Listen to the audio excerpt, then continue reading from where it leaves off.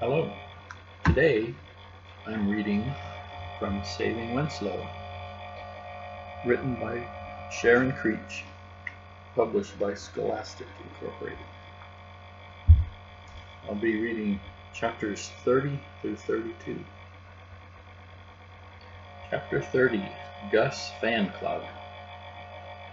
Saturday morning was gloomy, with fog blanketing the house and the yard. Louis rummaged in his closet until he found one of Gus's sweatshirts. It was thick and warm and still smelled of Gus. When he entered the kitchen, his mother said, "Great minds think alike." She, too, was wearing one of Gus's sweatshirts. "Wait till you see your dad." Before he could ask why, Louis's father emerged from the basement. He was wearing Gus's varsity football jacket. "See what I mean?" his mother said. "Look at us. We're Gus Fan Club." "Miss that boy," his father said. "Can't help worrying about him." A faint knock at the door startled them. Perhaps they were each thinking or hoping, Gus. Could it be Gus? Or worse, is it bad news about Gus? It was Nora, huddled in a bright yellow rain jacket with the hood pulled up over her hair. Her face was so small within. "I was just walking," she said. "Oh, do you want to come in?" "No, well, I don't know." "We're eating breakfast. Want some?" "I ate." Nora looked left and right and up and down. "Maybe I'll go check on Winslow. Is that okay?" "I'll come with you and show you where his food is. You can feed him if you want." Winslow hopped onto a hay bale and then on into the air and flung himself against Nora and Louis. Hopping and wagging his tail and flicking his ears, he nibbled their sleeves. "He's the funniest thing, isn't he?" Louis said. Winslow's muzzle was pure white now, and his coat pale gray. Down his spine was a darker stripe, and across his shoulders lay another dark stripe, making it seem as if he were wearing a cross. He wiggled and wobbled and darted here and there, between their legs, up on the hay bale, leaping down again. "I didn't see you at school yesterday," Louis said. "Oh, I wanted to ask you about finding Winslow. You had his leash?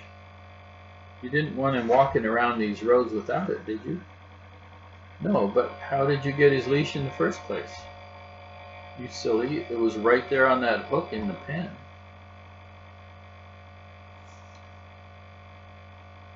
Chapter 31. Hey there. Uncle Pete's blue truck rumbled into the driveway, stopping near the pen. Agitated by this stranger, Winslow brayed loudly and insistently, a combination of honks and gurgles and screeches. "Hey there," Uncle Pete called. Nora retreated behind Louis. "Who is that?" "That's Uncle Pete. He wouldn't hurt a fly." The imposing form of Uncle Pete, clad in blue plaid shirt, overalls, and rubber boots covered in muck, did not reassure Nora. "He's so big," she whispered. "Hey there," Uncle Pete repeated. "Who's your friend, Louis? How's the donkey? He sure has grown. I never thought he'd make it." "Ear-honk!" Winslow backed up, shielding Louis and Nora from this big creature approaching. "This is Nora. He found Winslow the other day when he got lost." Uncle Pete put his hands on his hips. "Lost?" "He didn't get lost," Nora said. "Ear-honk, honk!" "What?" said Louis. "He didn't get lost." "But you kids, I don't know what you're talking about," Uncle Pete said. Your parents up yet, Louis?" He didn't wait for an answer, though. He tapped on the door, walked in, calling out, "Hey there, got coffee?"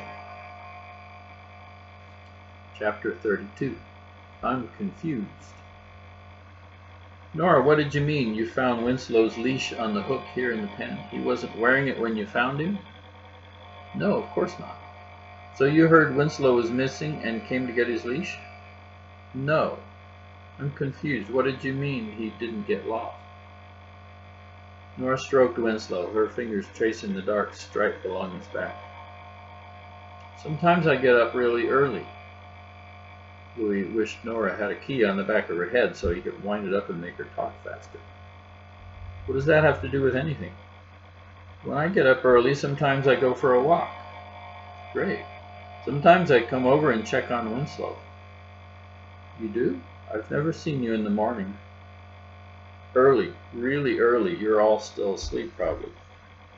Nora, did you leave the gate unlatched yesterday? Me? I don't know. Maybe.